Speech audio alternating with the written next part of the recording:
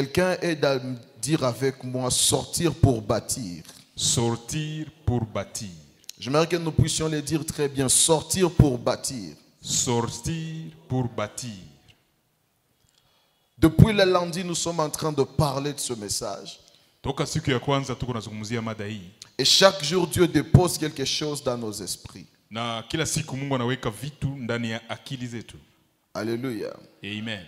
Quand Israël était esclave en Égypte, Wakati Israeli walikuwa watumwa Misri, pendant 400 ans, le peuple de Dieu était sous l'esclavage. kwa muda wa miaka 400 watu wa Mungu walikuwa chini ya utumwa. Et quand vous lisez Exode chapitre 3, Na unaposoma Kutoka sura 3, la Bible dit que Moïse avait l'habitude de paître les troupeaux de Jéthro, son beau-père. maandiko nasema Musa alikuwa na zoezi ya kuchunga kundi ya babake mkwe Yethro. Mais un jour, lorsqu'il est sur la même montagne, Lakini siku moja alipokuwa juu ya mlima ule, il voit un buisson qui était enflammé mais qui ne se consumait pas. akaona kijiti kinateketea moto lakini hakilungule. Et lorsqu'il avait dépassé ce buisson, Alipovuka hiki kijiti, il a entendu une voix l'appeler. akasikiza sauti inamuita. Il a entendu une voix l'appeler par son nom. Sauti kimuita kwa jina lake. Et Moïse dit, je me détournais pour voir quelle est cette grande vision. Na Musa akasema nitakeuka ili nione maono makubwa haya. Et l'Éternel a commencé à parler à Moïse. Na Mungu akaanza sema na Musa. Écoutez la première chose que Dieu a dit à Moïse. Sikiza kitu cha kwanza Mungu anamwambia Musa. Je vis la souffrance de mon peuple. Nimeona teso la taifa langu. Alléluia. Amen. J'aimerais dire ceci à une personne. Nataka mbia mtu mmoja hivi. Peut-être que celui qui te maltraite ne voit pas qu'il est en train de te maltraiter. Pengine anayekutatiza hajue kama iko nakutatiza. Peut-être que celui qui te fait souffrir ne voit pas qu'il est en train de te faire souffrir. Anayekuletea shida hajajua kwamba anakutatiza. Peut-être ton voisin n'est pas au courant de ce que toi tu traverses. Pengine jirani yako hajue wewe unapitia mbitu gani. Mais j'aimerais te dire une chose. Nataka nikwambie jambo. Quand tu souffres, Unapoteseka, Dieu voit ta souffrance. Mungu anayaona mateso yako. Quand tu passes par des moments difficiles, Unapopitia mambo magumu, Dieu voit les difficultés de ta vie. Mungu anaona magumu ya maisha yako. Bien-aimé dans le Seigneur, Wapendwa katika un Bwana, enfant de Dieu mtoto wa Mungu qui est enseigné, mwenye iko hapa, qui est converti, ambaye ameokoka, qui est affermi, ambaye anaimizwa, il ne fait pas la publicité de ses difficultés. haelezeleze magumu yake ovyo. Parce que Dieu voit toujours la souffrance de ses enfants. Kwa sababu Mungu huona mara mingi mateso ya wana wake. Même quand tu pleures dans le noir, Hata unapolia gizani, Dieu voit les larmes que tu fais Mungu couler. anayaona mateso yako ndani ya Quand tu es victime d'une injustice, unapoonewa wewe, quand tu es oppressé, wakati unashutumiwa, quand tu es opprimé, wakati unazaraulika, quand tu es dérangé, humilié, wakati unashushwa, Dieu voit cette souffrance. Mungu anayaona mateso yako. Alléluia. Amen. Alors si Dieu voit ma souffrance, Kama Mungu anaona mateso yangu, je ne vais pas permettre aux hommes de voir aussi cette souffrance. sitaruhusu wanadamu pia waione. Alléluia. Amen. Il n'y a aucun moment difficile qui peut t'arriver que Dieu ne peut voir. Hakuna wakati wote mgumu unaweza kufikia yenye Mungu hakuona. Alléluia. Et la deuxième des choses, il dit ceci à Moïse. Na jambo la pili naambia Musa hivi. J'ai entendu les cris que lui font pousser ses oppresseurs. Nimesikia kilio ambacho watesi wao wanawatesa. Tout celui qui fait à ce que tu commences à crier.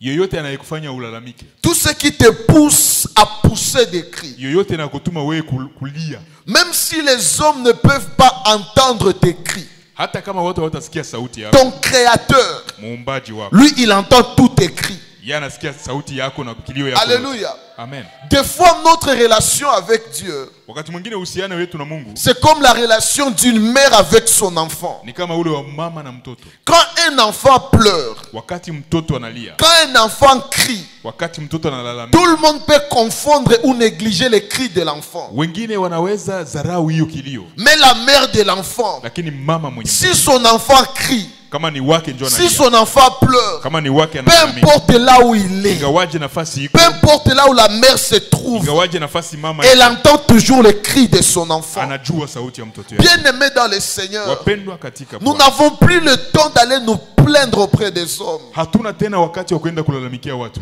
On n'a plus le temps d'aller crier derrière les hommes. Hakuna wakati wa kulialia nyuma ya watu. Chaque fois que tu sens le poids de ta souffrance, Wakati wote usikia uchungu ya mateso yako. chaque fois que tu sens la douleur de ta maladie, Utakaposikia uchungu ya maradhi et yako. que tu dis à Dieu, Seigneur, jusqu'à quand cette situation? Na unasema mpaka lini hii hali? Bien-aimé dans le Seigneur, Pendwa katika tout Bwana. cri que tu fais pousser une oppression, Wakati yote utalia juu ya mateso, sache que Dieu entend ces cris.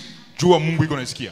Bien-aimé, Dieu entend les cris toujours de ses enfants. Wapendwa, Mungu husikia mara mingi sauti ya wana wake. Alléluia. Amen. Alléluia. Amen. Que personne ne te dise que Dieu n'écoute pas tes prières. Mtu asikudanganya akwambie Mungu asikia yake maombi yako. Tu peux avoir un problème d'exaucement des prières, mais Dieu écoute toutes les prières. Unaweza kuwa na tatizo ya majibu ya maombi, lakini ujue Mungu anaisikia tu. La Bible dit, vous priez, vous ne recevez pas parce que vous priez mal. Maandiko yanasema mnaomba hamupati kwa sababu mnaomba vibaya. Comment Dieu peut savoir que tu pries mal pendant qu'il n'a pas écouté ta prière? Sasa Mungu atajuaje uliomba vibaya na hakusikia? Même si tu pries mal, il écoute. Ukiomba vibaya maana iko nasikia. Alléluia. Amen. Nous devons arriver à un niveau où nous devons comprendre que Dieu, il nous écoute. Tunapasha fikia kiwango ya kujua kwamba Mungu anatusikiaka. Après avoir vu la souffrance, Baada ya kuona mateso, après avoir entendu le cri, kisha kusikia sauti, il dit ceci à Moïse. anaambia Musa hivi: Je suis descendu pour les délivrer. nimeshuka ili Je suis descendu pour les délivrer. nimeshuka ili niwaokoe. Ce que j'aime avec l'Éternel, Nachokipenda na wa milele, Dieu n'est pas comme les hommes. Yesu kama mwanadamu. Un homme peut te voir souffrir Mtu anaweza kuona et mateso il va avoir pitié de toi. na atakuonea huruma. Un homme peut entendre tes cris Mtu anaweza sikia malalamiko et il va te dire que lui aussi il a ses cris. atajua naye iko na malalamiko. Mais ce que j'aime avec Lakini l'Éternel, nachokipenda na wa s'il voit ta souffrance, akiona teso, s'il entend tes cris, il ne va pas rester sur son trône. atabakia Il va descendre pour te délivrer. atashuka juu ya Je kuokoa. déclare et je décrète ce soir Atangaza na que kukiri le Dieu de l'apôtre Gabriel puisse descendre dans ta maison, ashuke munyumba puisse yako, descendre dans ta famille, ashuke mujamaa puisse yako, descendre dans ta situation. ashuke muhali Que yako, tout ce qui te dérange, yote que yanayokutatiza, tout ce qui déstabilise ta yote vie, yanayokosesha que amani, tout ce qui stabilise ta santé, yote yanayotatiza que le afya Dieu yako, de cette alliance, Mungu wa hii agano, que le Dieu de cette église Mungu wa hii puisse descendre pour ta délivrance, ashuke na akuokoe, puisse descendre pour ta délivrance, ashuke na puisse akuokoe, descendre pour ta délivrance. ashuke juu ya Pendant que wokovu je suis wako. en train de parler, Hapa ninaposema, je vois la main de Dieu naona mkono wa toucher Mungu 8 maisons en ce lieu. ikagusa nyumba nane Il y a mahali 8 hapa. maisons qui sont visitées Nyumba pendant que nane je parle. zinatembelewa ninapokuwa. Le Dieu de cette église, Mungu wa hii kanisa, le Dieu de l'apôtre Gabriel, Mungu wa mtume Jibril, il est en train de descendre dans cette maison. nashuka mu La nyumba maison zile. qui a longtemps vécu Nyumba l'oppression. iliyozarauka, La maison qui a longtemps vécu le combat. nyumba iliyoishi La shida, famille qui a longtemps vécu l'humiliation. nyumba iliyoishi Ce salama. soir, l'Éternel descend pour ta Jioni délivrance. ya leo Mungu anashuka Ce soir, kuokoe. l'Éternel descend pour ta délivrance. Jioni ya leo Mungu anashuka juu ya wokovu wako. Alléluia. Amen. Des fois, les hommes descendent pour nous voir et se moquer de nous. Wakati mwingine watu hushuka watuone na watucheki. Alléluia. Amen. Si les gens apprennent que tu as un problème, Mtu akipata habari kwamba una shida, ils vont venir voir jusqu'où le problème t'a amené. watakuja ona imekupeleka wapi. Mais si Dieu apprend que tu as un problème, Lakini Mungu akajua una il shida, ne va pas venir voir là où le problème t'a amené. hata kuja aone shida imekufika. Mais il va venir pour te délivrer de ce problème. Atakuja kuokoe. Quelqu'un me donne un amen, je lui parle. Mmoja aseme amen. Quelqu'un me donne un amen, je le prêche. Sema amen uhubiriwe. Dans Luc chapitre 7, Ndani ya Luka il y avait une veuve kulikuwa mjane, qui avait un fils unique. alikuwa na mwana wa pekee. Après avoir perdu son mari, Baada ya kupoteza mume, la veuve avait aussi perdu son fils. mjane akapoteza Et pia la mwana. Bible dit ceci. Na maandiko yanasema, Les gens de Naïn watu wa Naini ont pris le cadavre du fils unique de la veuve. wakachukua maiti ya mwana wa pekee wa Les mjane, gens ont accompagné cette femme à l'enterrement de son fils. wakamsindikiza kwa maziko ya Tout ce mwana. que les hommes de ce monde peuvent faire, Yote watu wa dunia lorsque wanafanya, tu as un problème, wakati una shida, ils vont t'accompagner au terminus de ton ni problème. kusindikiza kumwisho. Ils vont t'accompagner pour pour enterrer ce qui est mort dans ta vie. Or, l'enterrement du fils unique n'est pas une consolation pour cette femme. Mais la Bible dit ceci. Pendant que le cortège de la mort voulait sortir de la ville, à la sortie de la ville, Jésus entrait aussi dans la ville. À la sortie de la ville, Jésus aussi entrait dans la ville. Pendant qu'on l'accompagnait pour enterrer, Jésus l'a rencontré pour ressusciter. Pendant qu'on l'accompagnait pour enterrer, Jésus l'a rencontré pour ressusciter. J'aimerais parler à une maman cet après-midi. J'aimerais parler à un papa cet après-midi. Pendant que les gens disent que c'est ta fin, pendant que les gens disent que c'est fini pour toi, pendant que les gens disent que tu as tout perdu, c'est à ce moment-là que Jésus va se révéler. C'est à ce moment-là que Jésus va se révéler. Lorsque la femme avait perdu son fils, Jésus n'était pas là. Quand on a commencé les deuils, Jésus n'était pas là. Quand ils ont commencé les cortèges funèbres, Jésus n'était pas là. Mais quand ils étaient au point de sortir de la ville, c'est à ce moment-là que Jésus s'est manifesté. J'aimerais dire ceci à une personne. Cet après-midi, ça sera la fin d'un enterrement dans ta vie. Ce sera la fin d'un enterrement dans ta vie. Je déclare sur 14 personnes, tu ne vas pas enterrer tes enfants. Tu ne vas pas enterrer ce travail. Tu ne vas pas enterrer ce business. Tu ne vas pas enterrer cette relation. Tu ne vas pas enterrer cette connexion. Tu ne vas pas enterrer ce ministère. Tu ne vas pas enterrer ta famille. Tu ne vas pas enterrer tes proches. Tu ne vas pas enterrer tes parents. Tu ne vas pas enterrer ce qui est à toi. Le monde voit la mort, mais Jésus amène la résurrection. Le monde pense que c'est fini, mais Jésus va apporter quelque chose. Quelqu'un me donne un amen, je lui parle. Quelqu'un me donne un amen, je lui parle. Bien-aimé dans le Seigneur, notre Dieu, il s'appelle Alpha. Il s'appelle aussi Oméga. Bien-aimé dans le Seigneur, des fois pour que Dieu se révèle comme Alpha dans notre vie, il doit d'abord nous amener à une dimension où il est Oméga. Alléluia. Oméga veut dire la fin. C'est quand tu touches la fin, c'est quand tu arrives au fond que Dieu se révèle à toi comme Alpha, pour te dire ceci: avec toi je vais encore commencer. Avec toi je vais encore commencer. J'aimerais parler à quelqu'un qui avait désespéré. Tu pensais que c'était fini, mais ce que tu ne savais pas, après un point, il y a une lettre majuscule qui commence. Après un point, il y a une lettre majuscule qui commence. La nouvelle saison de ta vie, la nouvelle saison de ta vie ne va pas commencer en minuscule. La nouvelle saison de ta vie va commencer en majuscule. Va commencer en majuscule. Est-ce que quelqu'un a dit Amen?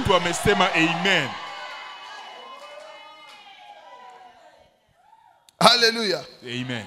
J'ai descendu pour les délivrer. Lorsque l'Éternel descend, c'est pour faire quelque chose. Comment Dieu délivre? La Bible dit ceci: il a envoyé Moïse. Et quand Moïse est parti, il a dit ceci à Dieu: Seigneur, même si je vais chez Pharaon, il ne va pas croire que tu m'as envoyé. Alléluia. Amen. Dans Exode chapitre 4, Dieu dit ceci à Moïse: qu'est-ce que tu as entre tes mains? Moïse dit à Dieu: j'ai une verge. Et Dieu lui dit: jette ta verge par terre. Quand il a jeté cette verge, la verge est devenue un serpent. La Bible dit ceci: Moïse fouillait devant ce serpent. Mais Dieu lui dit: prends le serpent par la queue. Alléluia. Amen. Prends le serpent par la queue. Et quand Moïse a pris le serpent par la queue, le serpent est redevenu une verge. Alléluia. Et quand Moïse a vu cela, Dieu lui dit, quand tu seras devant Pharaon, tu vas reproduire la même chose. Alléluia. C'est par là que je vais terminer le message de cet après-midi. Alléluia. Moïse est parti en Égypte. Il a parlé avec Pharaon. Pharaon a refusé de libérer le peuple d'Israël. Mais écoutez ce que la Bible dit. Pharaon n'a pas refusé de libérer Israël parce qu'il le voulait. Pharaon a refusé de libérer Israël parce que l'Éternel avait endurci son cœur. Alléluia. Si à la première venue, Pharaon pouvait laisser aller Israël, Israël pouvait sortir de l'Égypte sans éclat, sans gloire, sans richesse. Alors pour donner l'éclat à la sortie d'Israël, pour donner du spectacle à la sortie d'Israël, pour donner du goût à la sortie d'Israël, Dieu a endurci le cœur de Pharaon. J'aimerais dire ceci à une personne. Il y a une situation pour laquelle tu es en train de prier. Et tu as l'impression que ton problème n'écoute pas ta prière. J'aimerais te dire ceci. Ce qui te dérange, écoute ta prière très bien. Mais si ça te libère maintenant, qu'est-ce que tu vas raconter? Voilà pourquoi les choses deviennent de plus en plus difficiles. Au fur et à mesure que ça devient difficile, quand ça va sortir avec gloire. J'aimerais dire ceci à une personne. La grandeur de ton humiliation va déterminer la hauteur de ton élévation. La durée de ton problème va définir aussi la grandeur de ton témoignage. La durée de ton problème va déterminer aussi la grandeur de ton témoignage. Bien-aimé dans le Seigneur, ta vie est comme un ressort. Vous voyez les ressorts? Lorsque vous les faites descendre plus bas, au fur et à mesure que vous les faites descendre, quand on va lâcher la main, le ressort va quitter par terre et ça va monter avec la pression. J'aimerais parler à une personne qui traverse ces moments d'humiliation. Les bailleurs t'humilient. Les membres de ta famille t'humilient. Tes propres frères te méprisent. Même quand tu viens ici à l'église, personne ne peut pas te regarder parce que tu n'as rien à donner. Les gens ne te saluent pas avec le respect parce que tu n'as rien pour impressionner. J'aimerais te dire ceci. Ces gens-là qui te méprisent, c'est une main qui est en train de t'enfoncer. Ils sont en train de t'enfoncer. Ils pensent qu'ils vont te tuer. Mais ceux qui ne savent pas, toi tu es un ressort. Toi tu es un ressort. Il y a un vent qui va venir. Ça va lever leurs mains. Et tu vas monter. Et tu vas monter. Et tu vas monter. J'aimerais parler à une personne.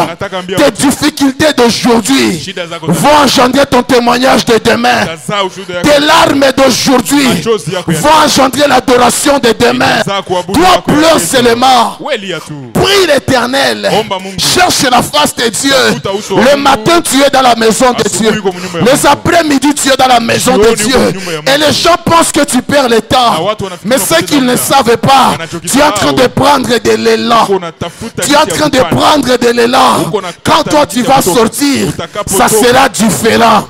Ça sera différent. Donne-moi un amen, je te prêche. Donne-moi un amen, je te prêche. Donne-moi un amen, je te prêche. Dans Exode chapitre 12, quand Israël devait sortir, la première proposition de Pharaon, Pharaon voulait que les enfants partent seulement. Et que la richesse reste, que le vieillard reste. Mais Moïse a dit ceci: on ne va rien laisser en Égypte. Dans Exode chapitre 12, Dieu dit ceci aux enfants d'Israël: allez voir vos voisins, demandez de l'or, demandez de l'argent, demandez de l'objet de valeur. Et une chose que je vais faire, je vais m'arranger pour que vous trouviez grâce aux yeux des Égyptiens. Bien aimés dans le Seigneur, les Égyptiens c'était les ennemis d'Israël. Mais quand le temps de la délivrance était arrivé, ceux qui étaient des ennemis ont libéré de l'or pour Israël, ont libéré de l'argent pour Israël, ont libéré des objets de valeur pour Israël. Donne-moi un amen, je vais te dire ce que j'ai envie de te dire. Donne-moi un amen, je vais te dire ce que je sens te dire. Bien-aimé dans le Seigneur, ne regrette pas à cause de ce que ton ennemi possède que toi tu n'as pas. Parce que ce qui se trouve entre les mains de ton ennemi, ça t'appartient. Mais ce que Dieu attend, c'est le temps de ta délivrance. J'annonce cet après-midi, ta délivrance va dépouiller tes ennemis. Ta délivrance va dépouiller tes ennemis. Il y a quelqu'un qui te doit de l'argent. Et chaque jour quand tu penses à cet argent, tu as mal au cœur. Ne le maudis pas. Quand le temps de ta délivrance va arriver, tu vas l'appeler seulement et il va t'apporter de l'argent. J'aimerais parler à d'autres personnes. Vous avez déjà beaucoup appelé, mais ces appels n'ont rien produit. Mais ce soir, allez encore appeler. Ce soir, allez encore appeler. Pour cette fois, ça sera le bon appel et ça va produire. Alléluia. Pendant qu'Israël voulait sortir, la Bible dit ceci: ils ont pris de l'or, ils ont pris des objets de valeur. Mais tout cela, ce n'était pas l'objectif de Dieu.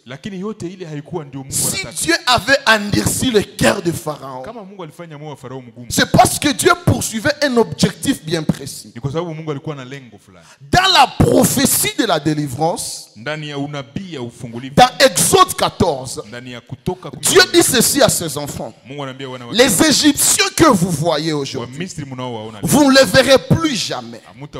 Cela veut dire ceci: je vais m'arranger à exterminer les Égyptiens que vous voyez aujourd'hui. Or, la force de l'Égypte, ce n'était pas le peuple de l'Égypte d'abord. La force de l'Égypte se trouvait dans la maison de Pharaon. Pharaon était celui qui dominait en Égypte. Au fur et à mesure que son cœur était endurci, Dieu multipliait le blé en Égypte. Après avoir frappé l'Égypte, l'Éternel a compris que Pharaon, il n'a pas cédé à la première plaie. Il n'a pas cédé à la 5e plaie. Il n'a pas cédé à la 9e plaie. Alors je vais l'amener jusqu'à la 10e plaie. Alors ce jour-là, qu'est-ce que Dieu va faire? Dieu sait que Israël qui est en Égypte, c'est son premier-né parmi toutes les nations. Alors comme Israël c'est le premier-né de Dieu, le premier-né de Dieu sera combattu par le premier-né du diable ou de Pharaon. Alors Dieu dit ceci: pour délivrer mon peuple et faire à ce que dans le futur il n'y ait pas un autre Pharaon de cette même nature à les combattre, je vais tuer le premier-né de l'Égypte en commençant par le premier-né de Pharaon. Alléluia. Amen. Quel est le message qui est caché là-bas? Dieu lorsqu'il veut te délivrer, il ne va pas seulement combattre tes ennemis du présent. Dieu va se rassurer d'exterminer même les héritiers de tes ennemis pour que tu n'aies pas d'héritage dans le combat.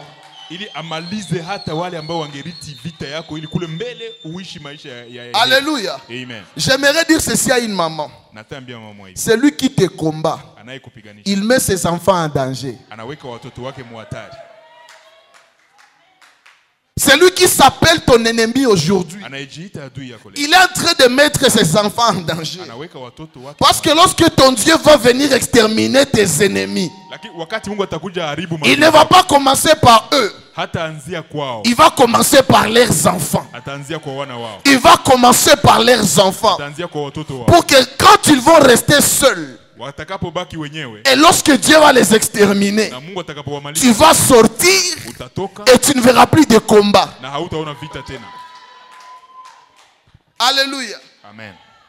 Cela me permet de vous parler de 3 dimensions dans la délivrance. Alléluia. Amen. La première dimension dans la délivrance, c'est sortir de l'Égypte. Quand vous sortez de l'Égypte, c'est comme une personne qui se sépare avec les démons. C'est comme quelqu'un qui chasse les démons de sa vie. Mais le plus grand problème de l'église, c'est quoi? Nous pensons que la délivrance se limite simplement à chasser les démons. Alléluia. La délivrance ne se limite pas simplement à la chasse des démons. Alléluia. Amen. Tu peux sortir de l'Égypte. Et quand tu sors de l'Égypte, tu es poursuivi par l'armée de Pharaon. Alléluia. Amen. Voilà pourquoi lorsque vous priez pour votre vie ou bien pour votre famille, que les petites victoires dans la prière ne puissent pas vous plonger dans la distraction que tout est déjà fini.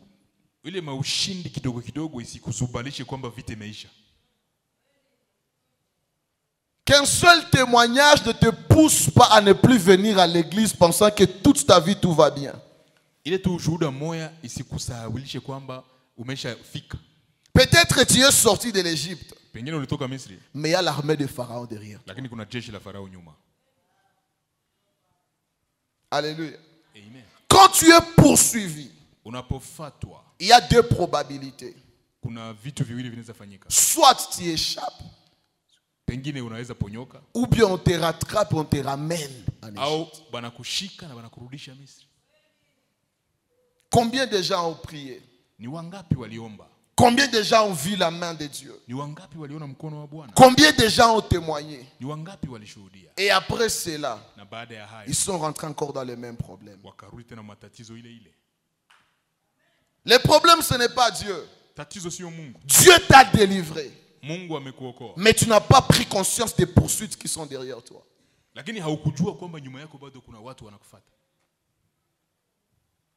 Alléluia. Amen.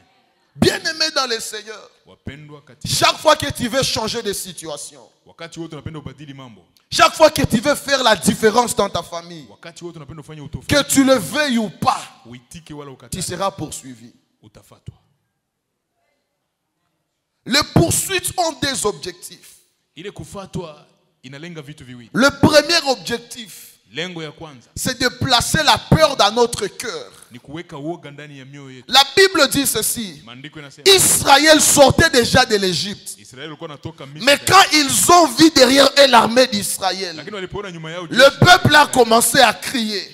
Ils ne sont plus sous l'esclavage, mais à cause de la poursuite, ils commencent à crier. Alléluia. Amen. Comment se matérialise la poursuite dans nos vies? Tu peux passer beaucoup de temps dans le chômage. Tu peux passer beaucoup de temps dans la crise. Mais Dieu commence à te bénir avec des opportunités d'argent. Tu commences à trouver quelque chose. Qu'est-ce que le monde des ténèbres va faire pour te poursuivre? L'ennemi va s'arranger Qui est de maladie dans ton entourage. Qui est de perte dans ton travail. Que tu sois poursuivi par des gens, des ennemis sans raison. Alléluia. Amen. Tout ce qu'ils sont en train de poursuivre, un d'abord c'est de te déstabiliser et de te ramener encore en Égypte. Alléluia. Amen. Voilà pourquoi lorsque Israël est en train de crier, Dieu dit ceci à Moïse. Dis aux enfants d'Israël, ne craignez rien. Parce que l'objectif de poursuite, que tu mènes une vie de peur. Tu te réveilles le matin. Tu as peur, mais tu ne sais pas tu as peur de quoi. Tu as même peur de traverser la route. Tu as l'impression qu'on va te cogner. Alléluia. Amen. Quand tu as une peur qui n'a pas d'explication, sache que tu es poursuivi. On veut te ramener quelque part. Alléluia. Amen. Il y a des gens, Dieu le bénit. Leur vie commence à changer. Mais ils ne sont pas rassurés, ils ne sont pas sûrs que leur vie a déjà commencé à changer. Il a toujours l'impression qu'il a tapoté ça. Alléluia. Amen. Même si Dieu t'envoie une bonne personne sur ton chemin, les poursuites vont te dire ceci. Lui aussi va te blesser. Lui aussi va te trahir. Au lieu de faire confiance, tu commences à faire beaucoup de contrôles. C'est pas dire que tu es clairvoyant ou clairvoyante. Ce sont les poursuites qui te placent dans la prison de la peur. Alléluia. Amen. Alléluia. Amen. Bien-aimé dans le Seigneur, parmi les signes qui montrent qu'une personne connaît Dieu, une personne qui connaît Dieu, il ne craint rien.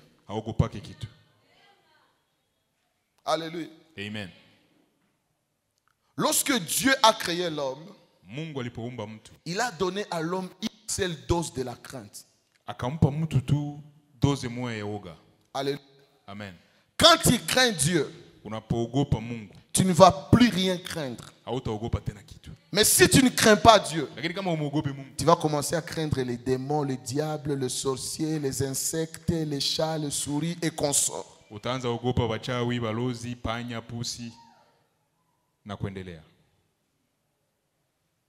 Alléluia. Amen. Celui qui craint Dieu, il ne peut plus craindre quelque chose d'autre. Alléluia. Celui qui te poursuit, il veut te ramener de là où tu étais. Bien-aimé dans le Seigneur, quand nous venons à l'église, faisons très attention. Il y a des personnes, quand vous commencez à vous faire des amis de ces gens-là, ils vont vous ramener de là où Dieu vous avait sorti. Voilà pourquoi quand tu marches avec quelqu'un, regardez très bien là où vous allez. Peut-être que tu es en train de rentrer dans les choses où Dieu t'avait sorti. Alléluia. Amen. Après avoir dit à Israël, ne crains rien, il dit ceci aux enfants d'Israël. Regardez la délivrance de l'Éternel. Voyez la délivrance de l'Éternel. Bien-aimé dans le Seigneur, le deuxième pas dans la délivrance, au-delà de sortir de l'Égypte, il faut avoir la capacité de voir la délivrance. Alléluia. Bien-aimé dans le Seigneur, refuse que Dieu te bénisse seulement dans le rêve. Alléluia. Amen. Refuse de faire simplement de beaux rêves. Si on t'a promis quelque chose de bien, Dis ceci à Dieu. Je veux voir ce que je vis. Alléluia. Amen. Ça ne sert à rien de dire que nous sommes bénis, nous sommes délivrés, nous sommes grands. Mais quand tu te regardes, il n'y a rien de béni, rien de délivrance et rien de grand. Alléluia. Lorsque Dieu te libère de l'Égypte, il doit te rassurer que tu es en train de voir ta délivrance. Quand tu viens à l'église, qu'est-ce que tu vois?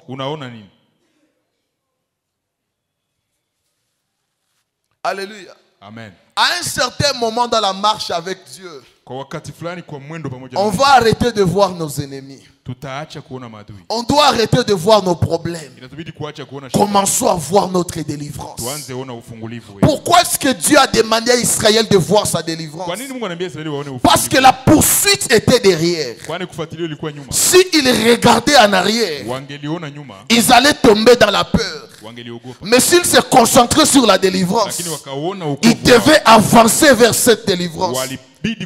Bien-aimé dans le Seigneur, je prie cet après-midi que Dieu place devant toi une délivrance qui va détourner ton regard de tes ennemis, qui va détourner tes regards de sorciers de ta famille, qui va détourner tes regards de la maladie. À partir de ce soir, tu ne verras plus cette maladie, mais tu vas commencer à voir ta guérison.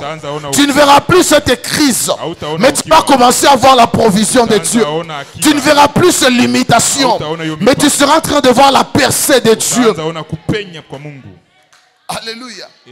Et quand Israël a commencé à voir la délivrance, c'est à ce moment-là que Dieu dit à Moïse, lève ta verge.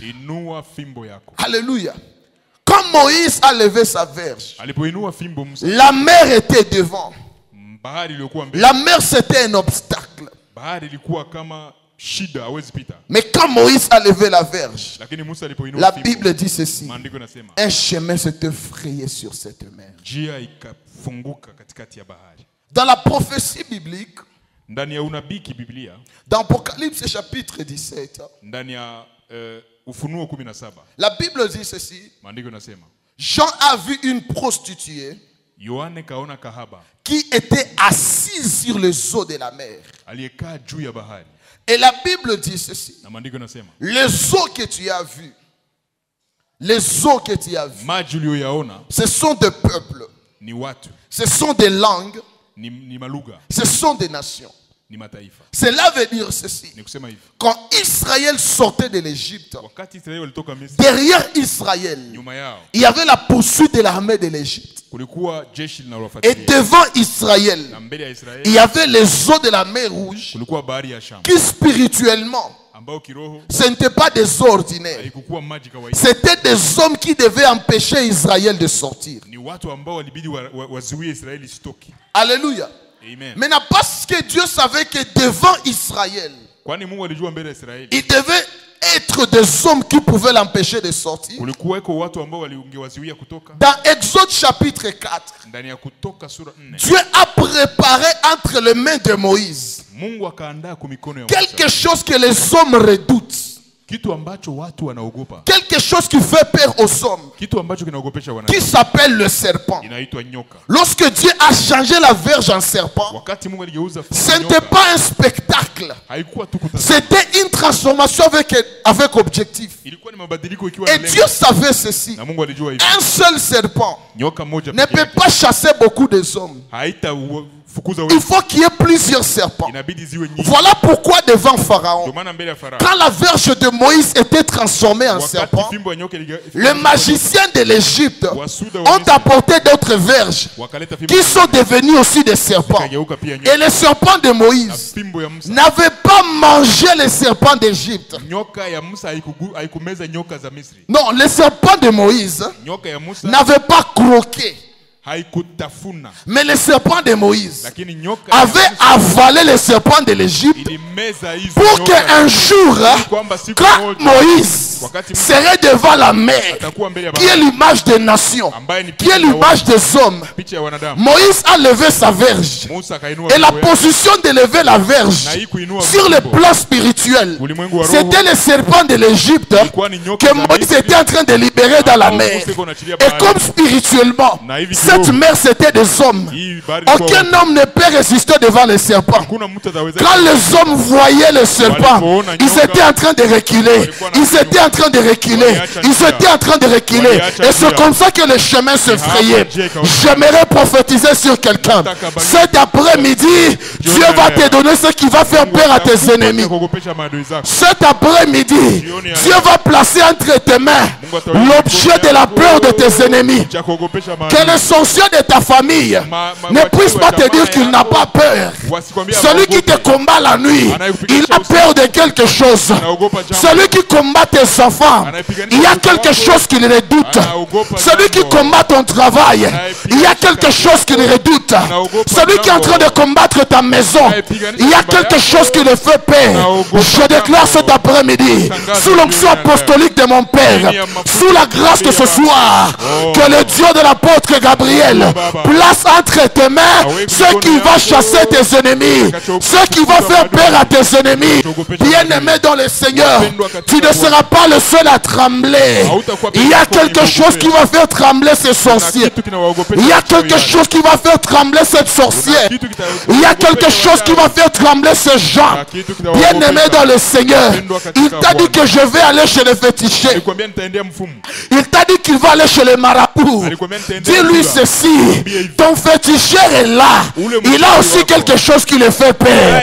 Ton marabout là, il a quelque chose qui le fait peur. Et cet après-midi, Dieu le place entre tes mains. Dieu le place entre tes mains. Donne-moi un amen, je te parle. Donne-moi un amen, je te prêche. Donne-moi un amen, je continue. Donne-moi un amen, je continue. La Bible déclare, quand la verge était levée, les eaux s'étaient ouverts. J'aimerais dire ceci à une personne. Dieu décide cet après-midi d'enlever tout obstacle humain sur ton chemin. D'enlever tout obstacle humain sur ton chemin. Cet homme est là qui t'empêchait à avancer. Dieu prend la décision ce soir de l'enlever. Cette femme est là qui t'empêchait de te régir. L'Éternel prend la décision ce soir de l'enlever. Il y a un blocage humain qui est en train de sortir. Il y a un blocage humain qui est en train de sortir. Dis avec moi, Amen. Amen. Alléluia. Amen. Alléluia. Amen. Écoutez ceci. Quand Israël passait, les enfants de l'Égypte eux aussi voulaient passer. Je sens que je vais libérer quelque chose. Je sens que je vais libérer quelque chose. Pendant que Israël sortait, la Bible dit ceci. L'armée de l'Égypte est venue aussi. Ils ont commencé à poursuivre Israël. Mais ce qu'ils ne savaient pas, s'ils étaient en train de passer, c'est parce que la verge de Moïse avait libéré les serpents dans la mer. Après que Israël est passé, Dieu a dit encore ceci à Moïse. Lève la verge. Il a encore levé la verge. Mais ce jour-là, ce n'était pas pour libérer encore les serpents. C'était pour récupérer les serpents qui étaient libérés. Et quand les serpents ont été attirés par la verge de Moïse, la Bible dit ceci. Les os sont encore revenus. Les os sont encore revenus. J'aimerais dire ceci à quelqu'un. Le chemin que Dieu ouvre pour toi, tu ne vas pas le partager avec un ennemi. Tu ne vas pas le partager avec un sorcier. Tu ne vas pas le partager avec un adversaire. J'aimerais dire à une femme mariée cet après-midi, tu ne vas pas partager ton mari avec une prostituée. Tu ne vas pas partager ton mari avec une prostituée. Tu ne vas pas partager ta bénédiction avec la maladie. Tu ne vas pas partager ta bénédiction avec des pertes. Tu ne vas pas partager ce qui est à toi avec ceux qui sont contre toi. Alléluia. Amen. Le chemin que Dieu ouvre pour toi, c'est un chemin exclusif pour toi.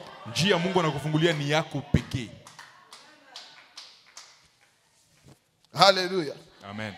Quand Israël est passé par la mer, C'est là qu'ils ont atteint la 3e dimension de la délivrance, qu'on appelle la liberté. Alléluia. Amen. Il y a la différence entre la délivrance et la liberté.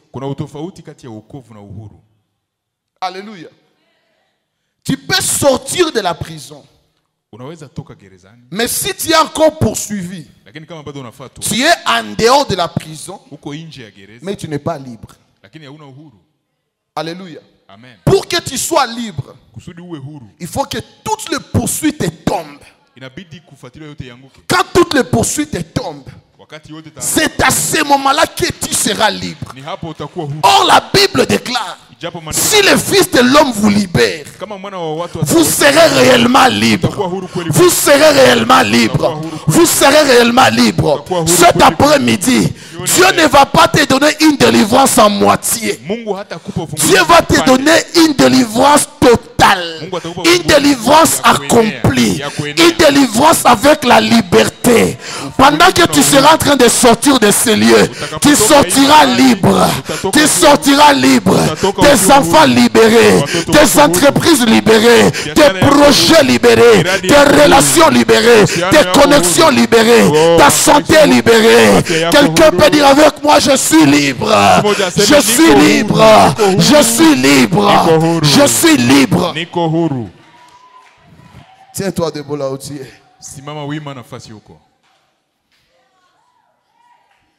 Alléluia. Amen. Je suis en train de sentir la grâce de Dieu en ces lieux. Je suis en train de sentir la grâce de la liberté cet après-midi.